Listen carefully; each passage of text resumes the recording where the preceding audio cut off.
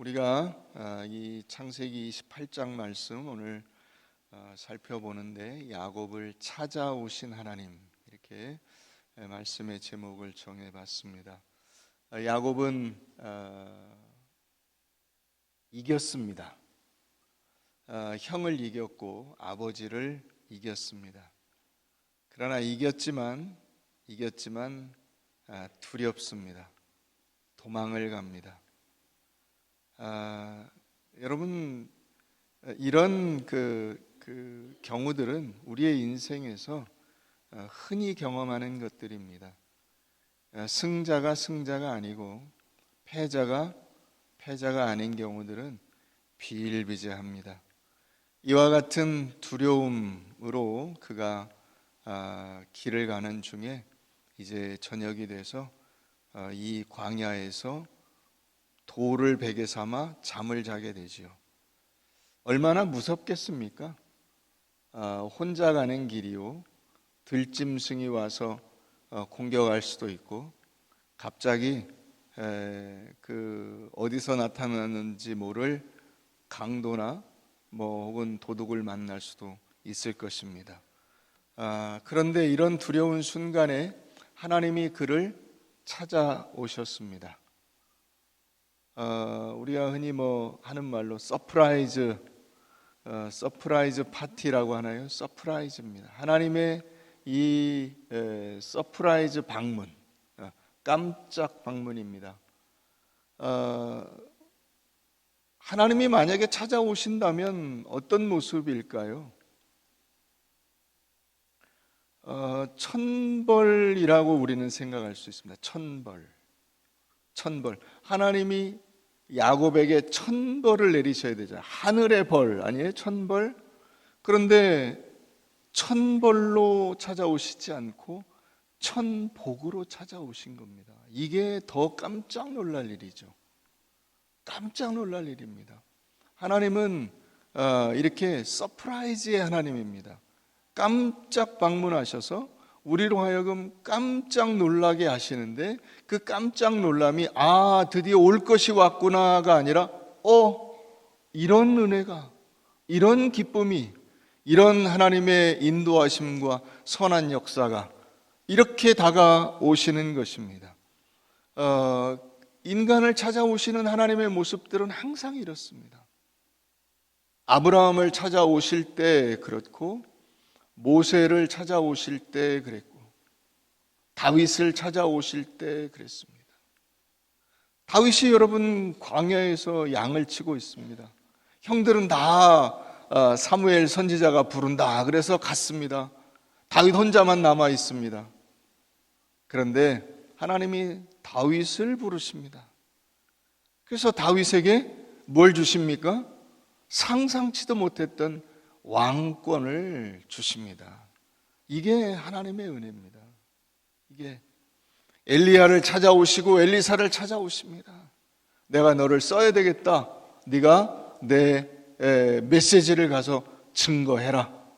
여러분, 그런 걸 상상도 못한 일들을 할 수 있게 부르시는 하나님, 그게 하나님의 은혜라고 하는 것입니다. 오늘 이 야곱에게 찾아오신 하나님도 마찬가지입니다.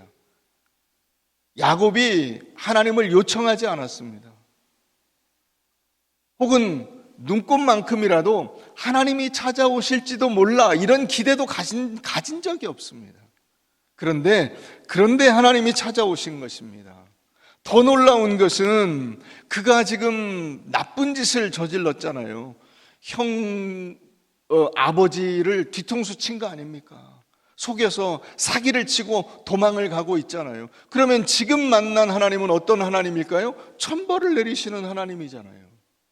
그래야 마땅한데 천벌을 내리지 않고 복을 주러 오셨다는 거예요. 복을 주러. 놀랍죠. 놀랍습니다. 13절에 보면 또 본즉 여호와께서 그 위에 서서 이르시되 나는 여호와니 너의 조부 아브라함의 하나님이요 이삭의 하나님이라. 내가 누워있는 땅을 내가 너와 네 자손에게 주리니 내 자손이 땅에 티끌같이 되어 내가 서쪽 동쪽 북쪽 남쪽으로 퍼져나가고 땅의 모든 족속이 너와 내 자손으로 말미암아 복을 받으리라. 놀랍습니다. 하나님이 쫓아오셔서 너희 놈 나쁜 짓 하고 도망간단 말이냐? 이렇게 오지 않고 야곱아, 너가 너무나 힘들고 고통스럽구나. 그러게 왜 그랬어? 걱정하지 마라. 내가 너와 함께 하마. 너는 지금 이제 너의 인생길 첫 발을 내딘 것이다. 이 인생길에서 너는 점점 완성되어 내가 이제 목적하는 그 완성의 지점까지 다시 오게 될 것이다. 거기에 도달하게 될 것이다. 걱정하지 마라. 그 길이 힘들고 어렵다고 해서 낙심하지 마라. 내가 너와 함께 한다. 이 약속을 주고 계신 것입니다.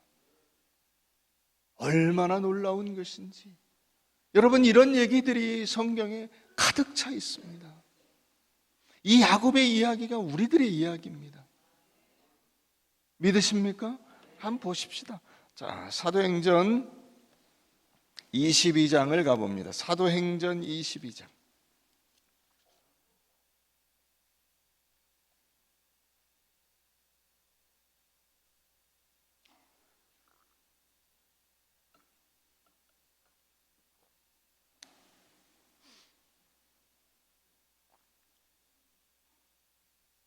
사도행전 22장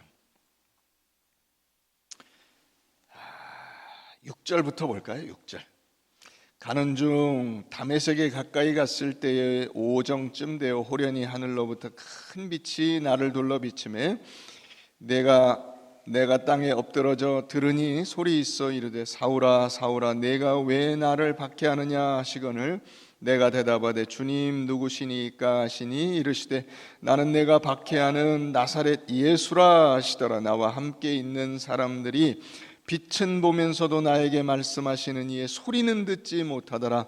내가 이르되 주님 무엇을 하리이까? 주께서 이르시되 일어나 다메섹으로 들어가라. 내가 해야 할 모든 것을 거기서 누가 너에게 이르리라 하시거늘 나는 그 빛의 광채로 말미암아 볼 수 없게 되었으므로 나와 함께 있는 사람들의 손에 끌려 다메섹에 들어갔노라. 율법에 따라 경건한 사람으로 거기 사는 모든 유대인들에게 칭찬을 듣는 아나니아라 하는 이가 내게와 곁에 서서 말하되 형제 사울아 다시 보라 하거늘 즉시 그를 쳐다보았노라. 그가 또 이르되 우리 조상들의 하나님이 너를 택하여 너로 하여금 자기 뜻을 알게 하시며 그 의인을 보게 하시고 그 입에서 나오는 음성을 듣게 하셨으니 내가 그를 위하여 모든 사람 앞에서 내가 보고 들은 것의 증인이 되리라. 이제는 왜 주저하느냐? 일어나 주의 이름을 불러 세례를 받고 너의 죄를 씻으라 하더라. 후에 내가 예루살렘으로 돌아와서 성전에서 기도할 때에 황홀한 중에 봄에 주께서 내게 말씀하시되 속히 예루살렘에서 나가라. 그들은 내게 대하여 증언하는 말을 듣지 아니하리라 하시거늘 내가 말하기를 주님 내가 주를 믿는 사람들을 가두고 또 각 회당에서 때리고 또 주의 증인 스데반이 피를 흘릴 때에 내가 곁에 서서 찬성하고 그 죽이는 사람들의 옷을 지킨 줄 그들도 아나이다. 나더러 또 이르시되 떠나가라. 내가 너를 멀리 이방인에게로 보내리라 하셨느니라. 아멘.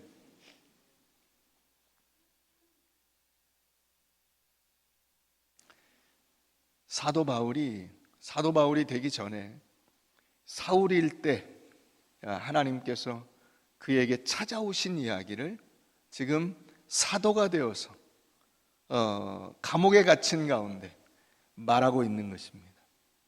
나를 찾아오신 하나님, 그 하나님이 어떤 하나님이시냐를 지금 고백을 하고 있습니다. 하나님이 찾아오신 그 경험이 어땠습니까? 큰 빛으로 찾아오십니다. 강렬한 빛. 자, 오정쯤 됐습니다. 여러분, 이스라엘 같이 이렇게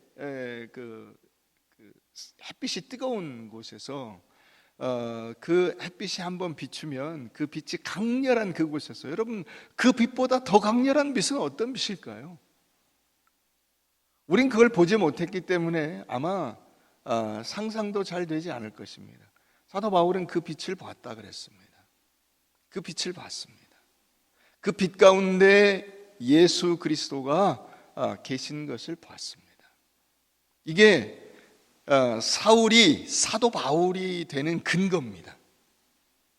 그가 자기의 그 사도권을 주장할 때 사람들이 비웃은 것이 그거예요. 조롱한 것이 그겁니다. 네가 언제, 여러분 사도는 예수님하고 같이 그 생활을 하고 예수님의 가르침을 받은 사람이 사도인데, 여러분 사울이 언제 예수님을 만났으며 예수의 가르침을 받았냐?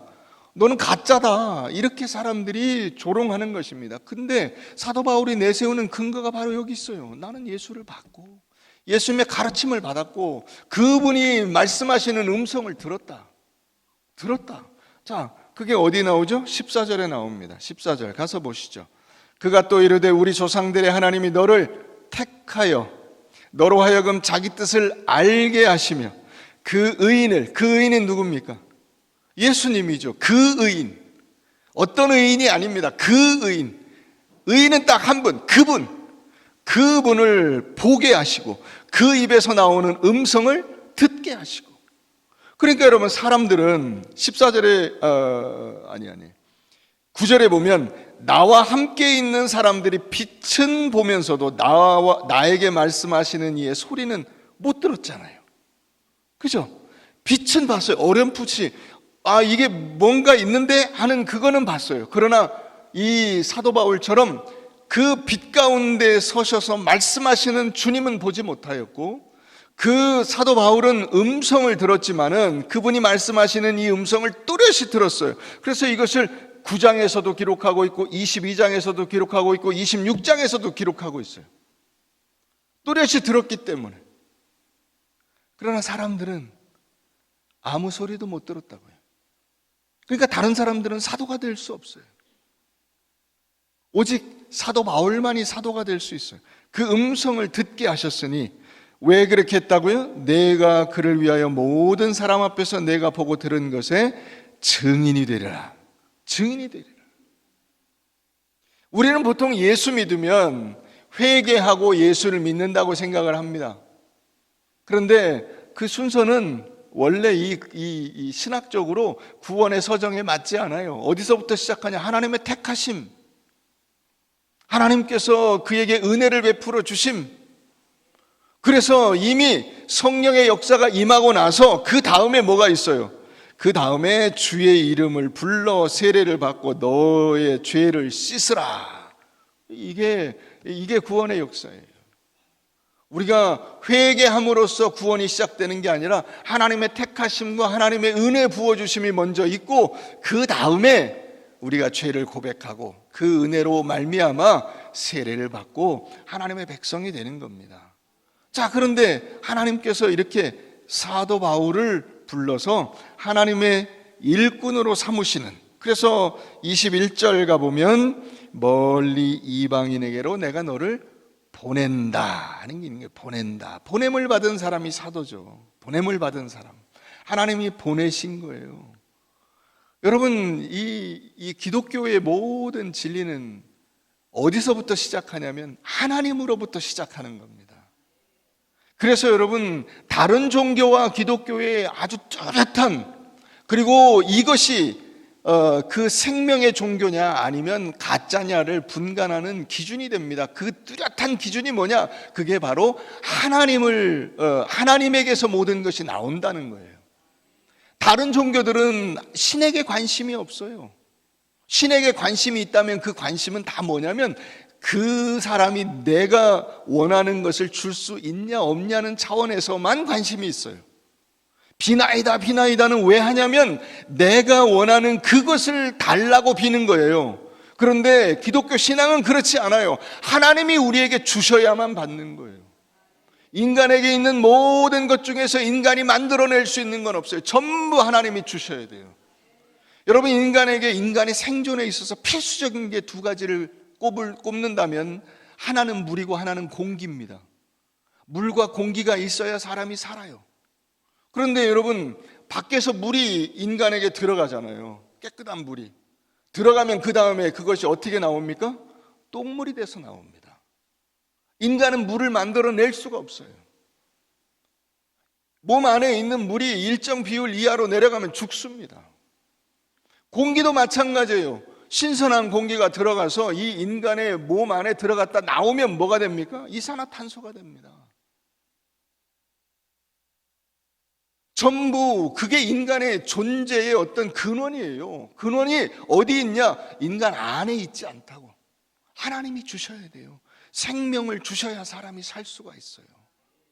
모든 것은 다 하나님께로부터 나오는 것입니다. 자, 이게 어디 있냐? 로마서 10장을 한번 가보십시다. 로마서 10장.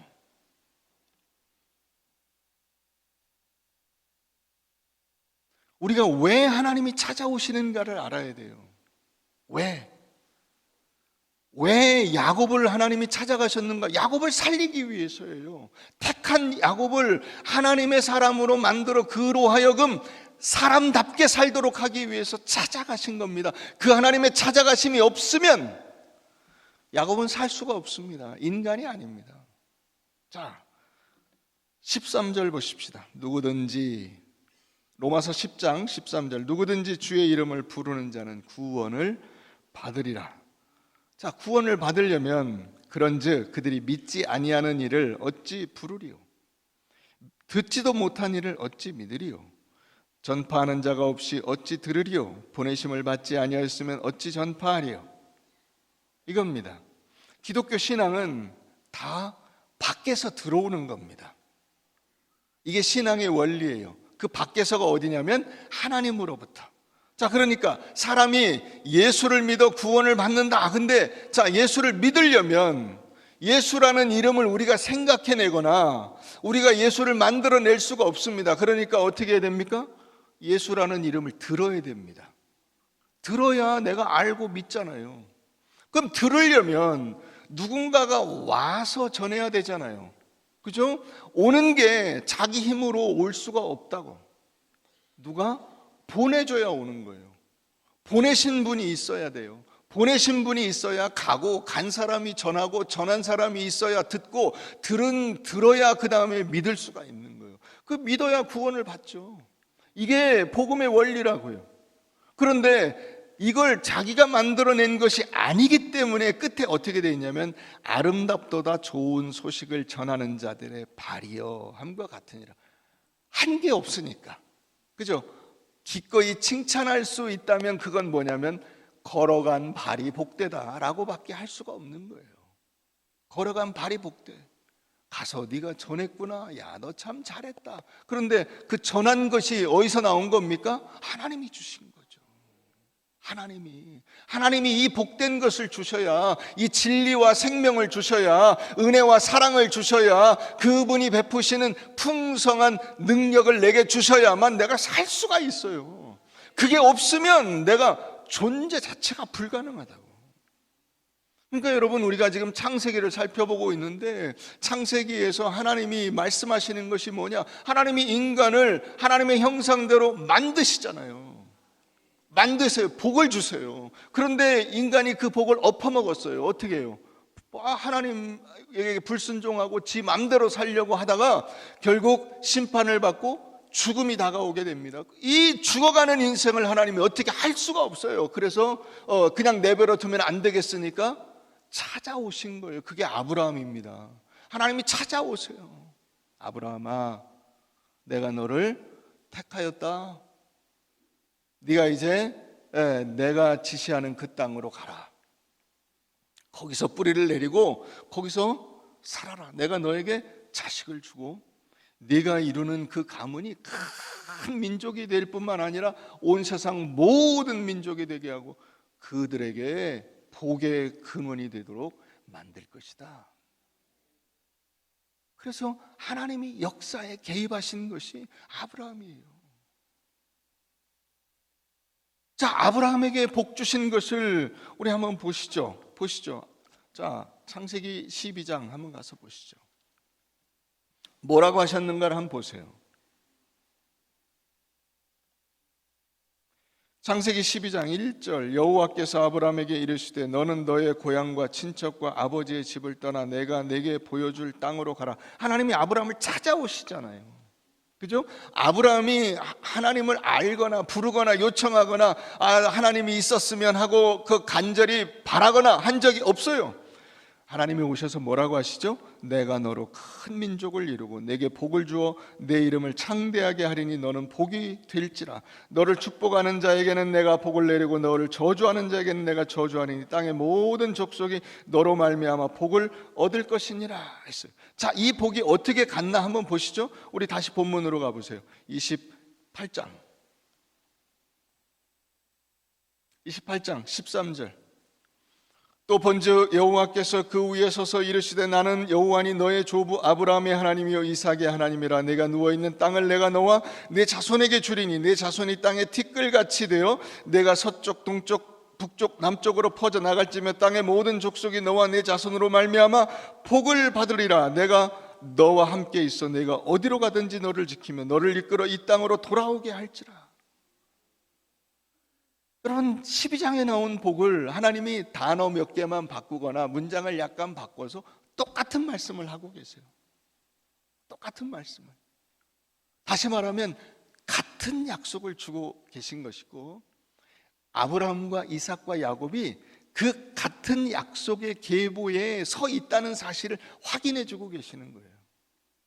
그러니까 아브라함을 복주신 하나님이 이삭을 복주신 하나님이요, 이삭을 복주신 하나님이 야곱을 복주신 하나님이다 라는 것을 분명하게 말씀하고 계시잖아요. 나는 여호와니 너의 조부 아브라함의 하나님이요 이삭의 하나님이라. 이제 나는 너의 하나님이다 라고 말씀하고 계시잖아요. 내가 너와 함께 있어 내가 어디로 가든지 너를 지키며 너를 이끌어 이 땅으로 돌아오게 할지라. 얼마나 놀라운 말씀인지, 얼마나 놀라운 말씀인지. 여러분, 여러분들의 인생에 하나님이 찾아오신 것을 아십니까? 하나님이 여러분들을 찾아오십니다. 이미 찾아오셨고 날마다 여러분들과 동행하시는 것입니다. 그러면 여러분들이 잘해서 그런 거냐? 아니죠. 잘해서 그랬으면 여러분들이 아마 지금보다 100배는 더 난리를 치셨을걸요. 그런데 잘한 것이 하나도 없는데, 잘한 것이 없는데, 한번 볼까요? 로마서 5장 한번 가서 보세요. 잘한 것이 없는데 내가 어떤 상태에서 하나님이 찾아오셨는가를 한번 보십시오. 로마서 5장 6절입니다. 우리가 아직 연약할 때에, 여기 연약할 때에는 그냥 단순히 건강이 안 좋거나 힘이 없거나 뭐 돈이 좀 부족하거나 그런 뜻 아닙니다. 이 연약할 때에는 근본적으로 여러분, 왜 그 짐승 같은 그 짐승 새끼 같은 걸 보면 새끼 이렇게 탁 나와가지고 이제 사람만 걷는데 시간이 오래 걸리지, 웬만한 그 짐승들은 태어나자마자부터 돌아다니기 시작하잖아요. 그런데 다리에 힘이 없어요. 힘이 없어서 픽 쓰러져요. 픽 쓰러져 서 있을 수 없는 상태, 다시 말하면 정상적인 인간이 아닌 상태, 그죠? 죄인으로 인하여 죽을 수밖에 없는 상태, 그게 우리가 아직 연약할 때입니다. 우리가 아직 연약할 때에 기약대로 그리스도께서 경건하지 않은 자를 위하여 죽으셨도다. 의인을 위하여 죽는 자가 쉽지 않고 선인을 위하여 용감히 죽는 자가 혹 있거니와. 우리가 아직 죄인 되었을 때, 이게 앞에 6절에 연약할 때와 같은 얘기예요. 우리가 죄인으로 죽어야 마땅할 그때 예수님이 오셔서 우리 대신 죽으셨다는 겁니다. 그리스도께서 우리를 위하여 죽으심으로 하나님께서 우리에 대한 자기의 사랑을 확증하셨느니라. 하나님이 우리를 얼마나 사랑하시는지를 우리에게 분명히 보여주신 사건이 뭐냐? 예수 그리스도의 십자가의 죽으심과 부활이라는 것입니다. 믿으십니까? 여러분, 하나님께서 우리에게 이 은혜를 베풀어 주시는 것입니다. 우리 생각에는 잘못하면 벌을 받고 잘하면 상을 받고 그렇게 생각을 하잖아요. 그죠? 그러나 여러분, 그렇게 따지면 우리 가운데 어느 누구도 상 받을 인간이 없는 거예요. 상 받을 인간이 없어요. 인간은 다 범죄해서 전부 다 죄인이에요. 전부 다. 그러니까 죄인이 하나님 앞에서 받을 것이 뭐밖에 없습니까? 천벌밖에 없죠. 그렇잖아요. 우리가 흔히 말하는 그 천벌을 우리가 받아야 됩니다. 그런데 그 천벌 대신 뭘 주신 거예요? 예수 그리스도를 주신 거예요. 대속의 죽음으로 우리를 살리시고 우리에게 영원한 생명을 약속해 주신 거예요. 그러니까 여러분, 이것을 일컬어서 복음이라고 이야기하는 것이고, 이것을 하나님의 사랑이라고 말하는 것이고, 하나님께서 우리에게 은혜를 베풀어 주셨다고 말하는 것입니다. 이게 기독교의 근본적인 진리예요. 그러면 야곱이 그에 대해서 뭐라고 했느냐 한번 보시죠. 야곱이 다시 본문으로 가보면 본문에 이렇게 되어 있습니다. 20절, 야곱이 서원하여 이르되 하나님이 나와 함께 계셔서 내가 가는 이 길에서 나를 지키시고 먹을 떡과 입을 옷을 주시어 내가 평안히 아버지 집으로 돌아가게 하시오면 여호와께서 나의 하나님이 되실 것이요 내가 기둥으로 세운 이 돌이 아버지의 집이 될 것이요 하나님께서 내게 주신 모든 것에서 10분의 1을 내가 반드시 하나님께 드리겠나이다. 여러분, 이것을 여러분들이 이 문장 그대로 조건으로 하나님이 이렇게 해 주시면 제가 이렇게 하겠습니다로 읽으면 여러분들이 성경을 눈꼽만큼도 이해를 못한 거예요. 그러면 반대로 이해한 거예요. 자, 이미 오늘 제목에서 말씀드렸죠. 자, 하나님이 이삭을 찾아오셨어요. 이미 찾아오셔서 약속을 해주신 거예요.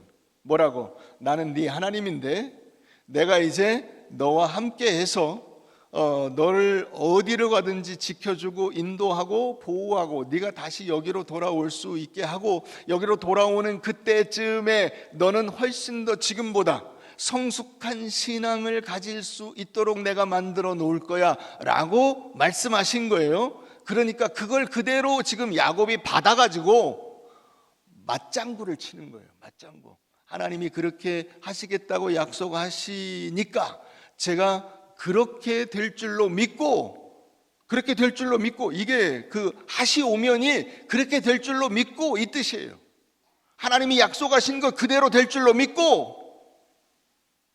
이러면 여기서 딱 나와야 되는데 이게 참 여러분들이 맞장구를 못 치시는 거야. 하나님이 이렇게 다 약속하신 대로 해 주실 줄로 믿고, 그때 야곱이 하나님에게 다시 자기도 여러분 그 서당께 3년이면 풍어를 읊어야 되지 않아요? 지금 하나님이 여기서 딱 말씀하시면 하나님 그렇습니다, 아멘입니다 해야죠. 그 아멘입니다가 바로 이거예요. 아멘입니다.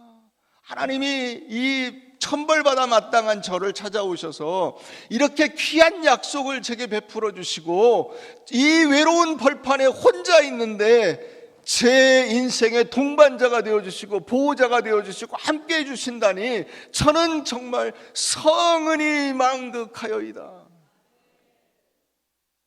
이게 이 베델의 그 약속이고 11조의 약속이에요. 이건 같은 얘기예요. 같은 얘기. 종교의식적으로는 자기가 하나님을 예배하는 자로 여기 다시 설 것이고, 실생활 속에서는 하나님이 그 모든 삶의 그 필요한 것들을 다 공급해 주실 줄로 믿습니다. 그걸 확인하는 고백이 뭐예요? 그게 11조예요. 같은 고백이에요.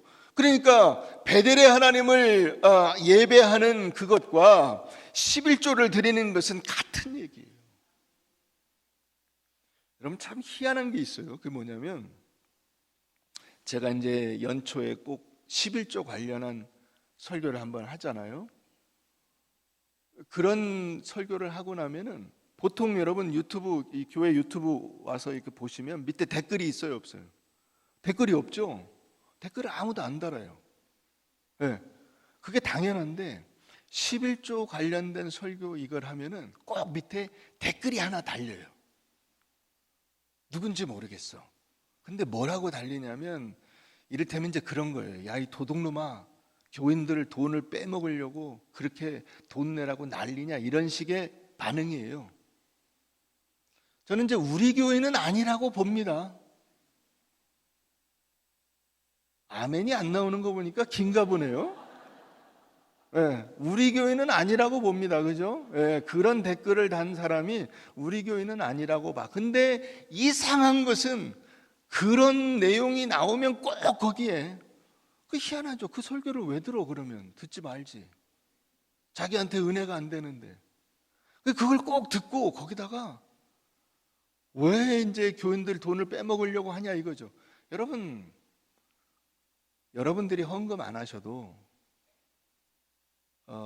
교회가 안 무너집니다. 예. 궁금하시면 해보세요.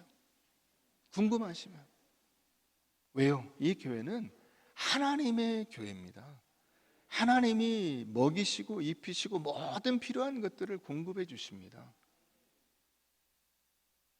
여러분들이 선교 헌금 안 해서 선교가 무너지는 거 아니고, 여러분들이 뭐 안 해서 뭐가 안 되는 거 아닙니다. 하나님이 하십니다. 그러나 하나님이 여러분들을 거기에 초청하시는 것은 여러분들로 하여금 더 은혜롭고 놀라운 삶, 풍성한 삶을 살도록 초대하시는 거예요.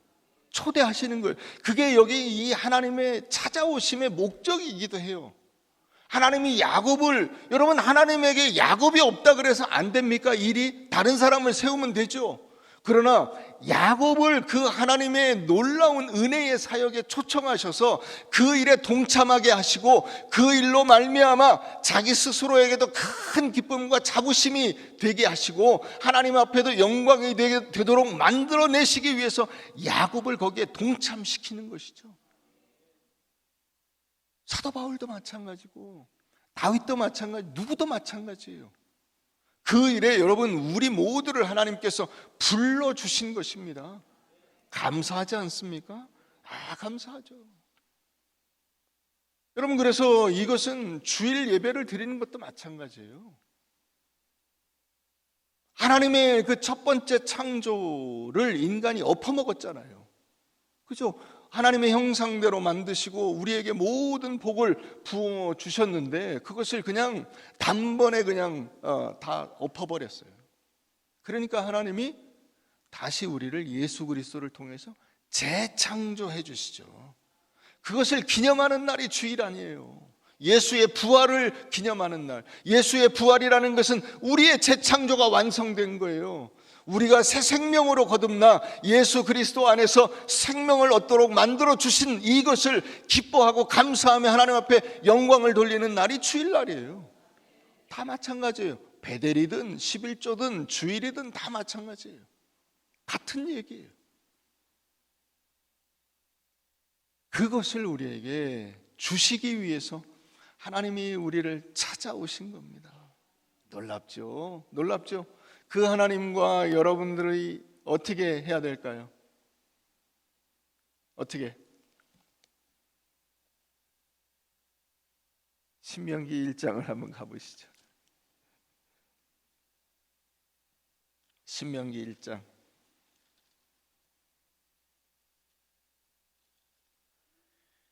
우리가 어떻게 해야 될까요?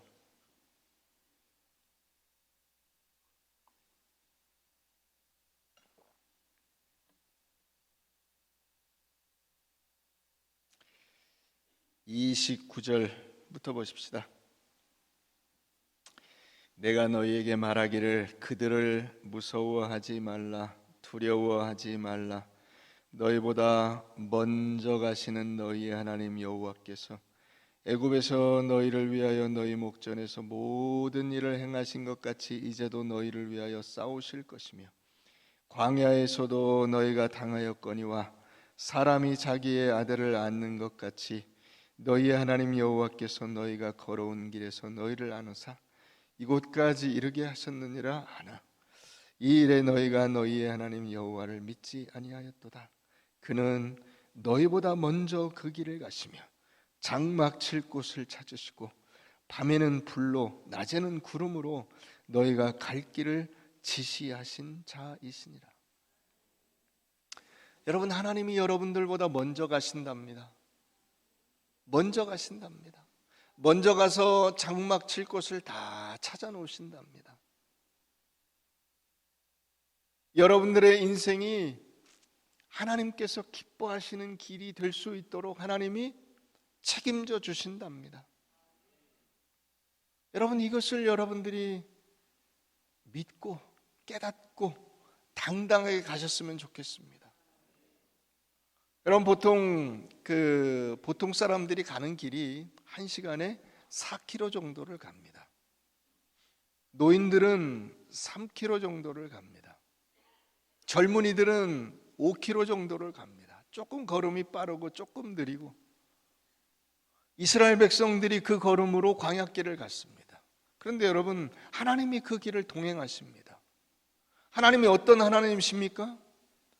광속, 빛의 속도를 만드신 분입니다. 빛의 속도로 움직이시고 그 빛의 속도로 모든 일들을 행하실 수 있는 분입니다. 물론 하나님은 빛의 속도를 만드셨기 때문에 빛의 속도보다 훨씬 더 빠르고 놀라운 일들도 더 많이 하실 수 있을 겁니다.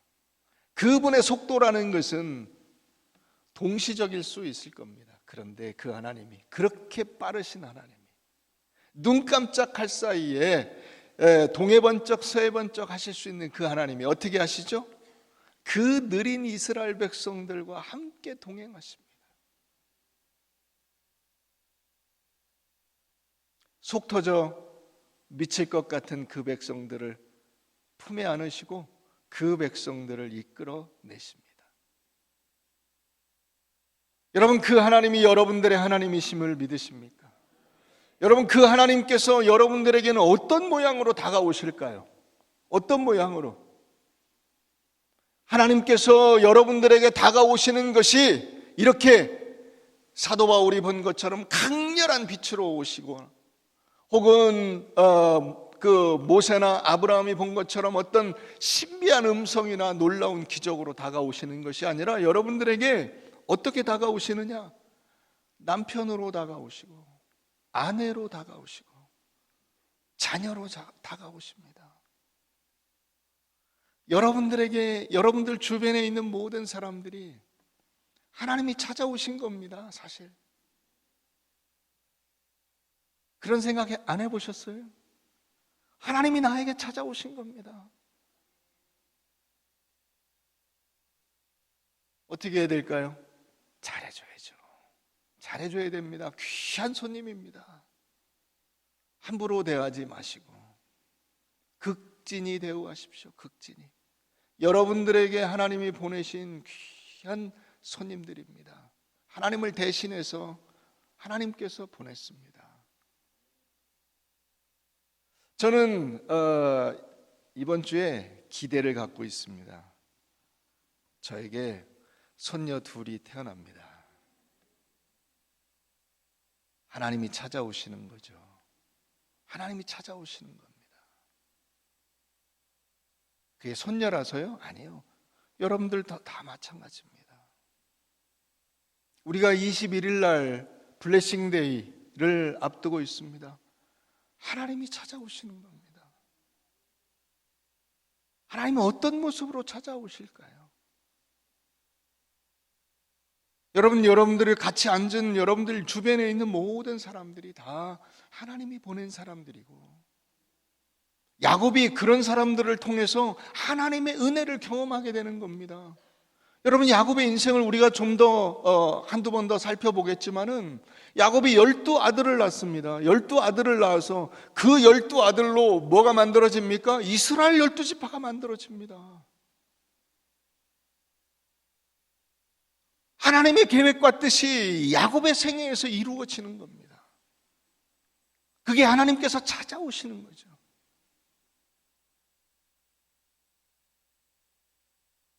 우리는 이 하나님과 동행하는 일을 실패합니다. 같이 걸어가려고 하지 않습니다. 자기가 선택한 배우자이지만 이혼해버리고 나는 혼자 살랜다. 그런 사람들이 1년에 수십만 명씩 나오는 겁니다.